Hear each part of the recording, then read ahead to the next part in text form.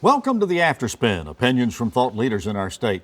I want to ask Bev Perdue and Rick Henderson, the new tax law passed in 2017 made many changes to the tax codes. One of them removed some of the incentives for people to make charitable contributions by doubling the amount of the personal exemption taxpayers could take.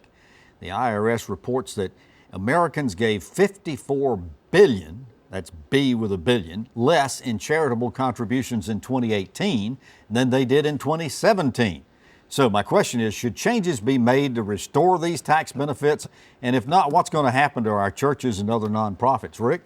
For one thing, before the tax law was changed, only about 30% of tax filers actually itemized. So that only affected about 30% of the people to begin with. With the change, the estimates are now down to maybe around 10 to 15%. So it did have an impact. But what happened a lot with charitable contributions is that a lot of these, for one thing, large donations, big organizations giving grants to charities weren't affected by this at all. What did happen is that some individuals were affected, and a lot of that had to do with the stock market.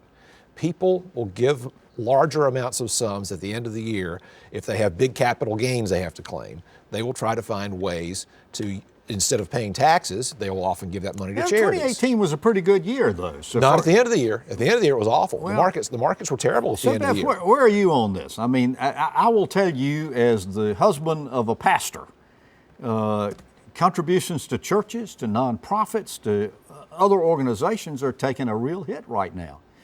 Do we need to do something to try to help them? I would love to see the charitable deduction restored. I think anything that we can do as a country to encourage people to give and to teach people the practice of giving to charitable organizations is really important. And the tax bill, though your numbers are correct, did disincent many people, a lot of my personal friends, from giving what they would have ordinarily given to Red Cross, United Way, blah, blah, blah, the church. And I think that's wrong for America. We should use tax policy to do good things. So should we uncouple it from the tax policy altogether and just say it's a straight pass-through deduction? Problem with doing, I think that would certainly increase charitable contributions.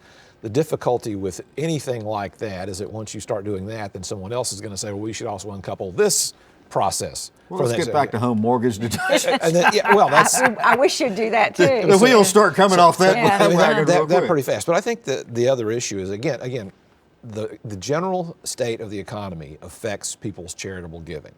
And what happened in 2018, and everything you will read from the business press and about the tax law, is that because the stock market really tanked in the last quarter of last year, people changed their behavior because they didn't have the capital gains. So you're saying that the tax law didn't have any real impact? Oh no, it had an impact, but it was a small impact. It was a small impact, and I think people will still continue to give regardless. Yeah, I think it had a pretty decent sized impact.